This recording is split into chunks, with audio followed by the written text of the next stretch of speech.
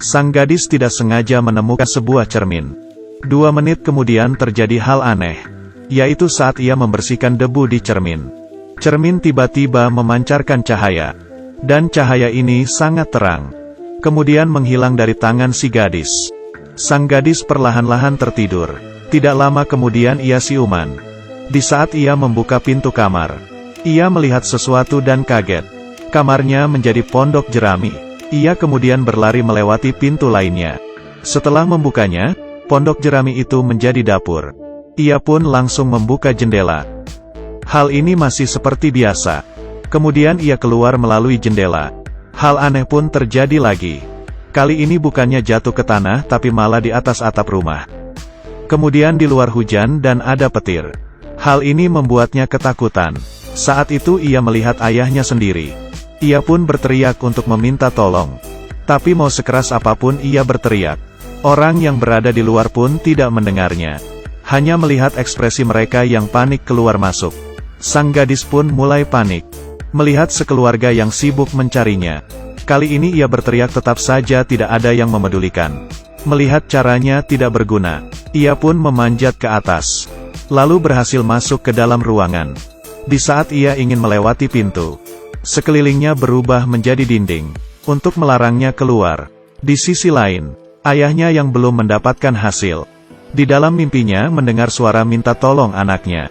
Ia pun terbangun, dan mulai mencari sekelilingnya. Tapi ia tidak mendengar apa-apa. Dan di saat suara guntur, sang gadis tiba-tiba muncul. Ayahnya pun berlari ke arahnya. Dia ingin memeluk anaknya. Tapi setelah mengulurkan tangan, anaknya menghilang. Pelayan rumah yang melihat kejadian ini pun pingsan. Dan seorang wanita yang berdiri di sampingnya mengatakan rumah ini kemungkinan ada energi jahat. Hal ini membuat sang ayah teringat dengan Wuxin. Kemudian ia menyuruh si wanita untuk membawa Wuxin datang. Keesokannya, Wuxin datang ke rumah. Setelah memutarinya, dengan cepat ia mendatangi kamar sang putri. Wuxin pun langsung menemukan cermin di atas meja. Sang ayah mengatakan cermin itu adalah harta keluarganya. Karena semalam teman baiknya sangat ingin membelinya. Sang ayah pun menolaknya. Keduanya karena hal ini pun bercekcok. Lalu membuat cermin itu terjatuh dan pecah. Setelah kaca itu terjatuh, ditahan oleh Su Tao. Ternyata nama anaknya adalah Su Tao. Melihat barang keluarganya yang pecah, ia pun tidak tega untuk membuangnya. Kemudian ia menggabungkan pecahan cermin. Di saat ia meletakkan cermin di telapak tangannya, hal aneh itu pun terjadi. Setelah Wuxin mengerti situasinya, ia tahu bahwa kehilangan Su Tao dan cermin ini ada hubungannya. Ia pun meneteskan darahnya ke atas cermin.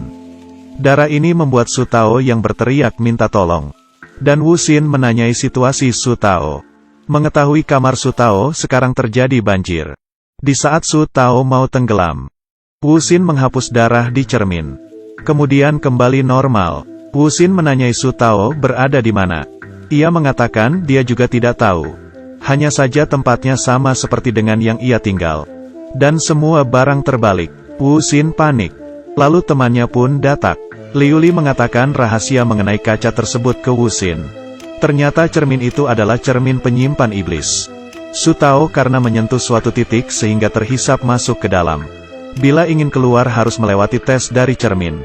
Dan menjadi pemilik cermin barulah bisa lolos. Mendengar itu, Wuxin meminta Liuli untuk membantunya mencari cara. Liuli memiliki 2 sikat. Setelah ia menggerakkannya, sebuah hubungan ke cermin muncul. Wuxin yang menemukan jalur masuk pun masuk ke dalam cermin. Setelah masuk ia mencari ke seluruh arah. Tapi sama sekali tidak ada keberadaan Su Tao. Kali ini Liuli mengatakan, dia dan Su Tao di tempat yang berbeda. Tapi tidak peduli ada berapa banyak cermin. Pintu keluarnya hanya ada 1. Dengan mencari pintu keluar itu, maka kalian bisa keluar. Wuxin yang mendengar hal itu pun meneteskan darahnya sebagai tanda. Untuk membantu Su Tao mencari jalan keluar. Su Tao mengikuti arahan Wuxin. Dengan cepat menemui pintu keluar. Setelah bertemu, ia mengatakan ke Su Tao pintu masuk ini adalah pintu keluar. Dengan lompat ke bawah maka kita akan bisa keluar. Su Tao yang mendengar hal ini, merasa sedikit ketakutan. Wuxin yang mengerti situasinya pun lompat duluan.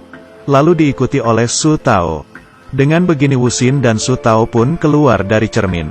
Setelah pulang, Su Tao ingin mengucapkan terima kasih kepada Wuxin dan memberikannya sejumlah uang, kemudian mengantarnya keluar. Di saat mereka jalan keluar, tiba-tiba ada suara laporan dari polisi.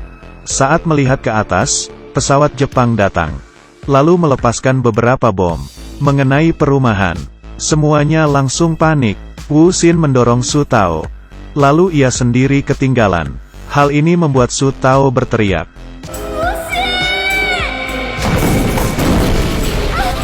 Ledakan ini meledak sangat besar, dan sang wanita juga menahan Su Tao untuk sementara pergi dari sana. Mau tahu kelanjutannya seperti apa? Akan diceritakan di lain waktu. Cerita kali ini sampai di sini dulu.